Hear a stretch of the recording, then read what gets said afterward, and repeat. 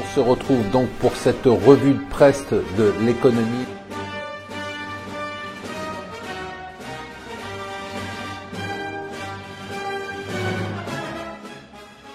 Bonjour et bienvenue sur Mon Financier pour la revue de presse de l'Écho. Nous sommes le mercredi 6 septembre. Je vous l'avais promis hier, j'ai fait un édito, vous le verrez dans la newsletter, sur les monnaies virtuelles, le Bitcoin, la blockchain et surtout les ICO, c'est Initial Coin Offering, ces sortes d'introductions en bourse, en monnaie virtuelle. En fait, c'est encore plus compliqué que ça. Ça se fait en jetons qui peuvent s'échanger en monnaie virtuelle ou en service. J'espère que j'ai été assez clair.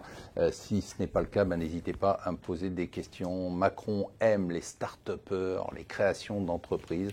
Il a donc annoncé par la voix de son Premier ministre des nouvelles mesures. Alors bien évidemment, il y avait toutes les mesures qu'on attendait sur la transformation du régime social pour les indépendants et son adossement au régime général qui se fera dans les 2 ans qui viennent. Mais surtout, il a annoncé qu'à partir de 2019, pour toutes les créations d'entreprises, eh bien, la première année, il y aura une exonération de cotisations sociales. Si Macron aime les start-upers, Trump n'aime pas ce qu'on appelle les dreamers. Obama avait prévu que les enfants, enfin les illégaux, arrivés à l'âge de l'enfance aux États-Unis et la possibilité de rester, de travailler aux États-Unis. Eh bien, Trump dit non, il faut qu'il reparte. Voilà, c'est parti.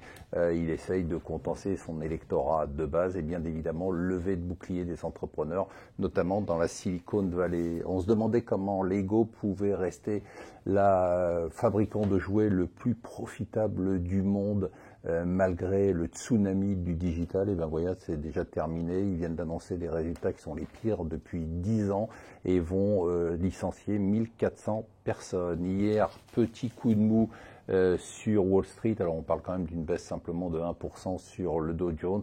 En cause, bien évidemment quand même l'escalade nord-coréenne dont on ne sait pas où elle va atterrir, mais aussi la discussion sur le relèvement de la dette américaine, du plafond de la dette. Petite inquiétude sur la croissance, on va être mesuré européenne hier avec un indicateur avancé des directeurs d'achat qui était légèrement en baisse par rapport aux anticipations, mais rassurez-vous, on va avoir probablement sur la zone euro la meilleure croissance depuis 2010. La Cour européenne des droits de l'homme a jugé qu'une entreprise ne pouvait pas avoir accès aux mails privés d'un employé et donc ça va être appliqué dans tous les pays de l'Europe. Et enfin, le cauchemar quand on se lève le matin et qu'on voit ça, c'est le retour selon le Parisien et aujourd'hui de François Hollande, on ne sait pas où. Alors pour l'instant c'est dans sa fondation, espérons qu'il n'ira pas plus loin que sa fondation. Voilà, je vous souhaite une excellente journée.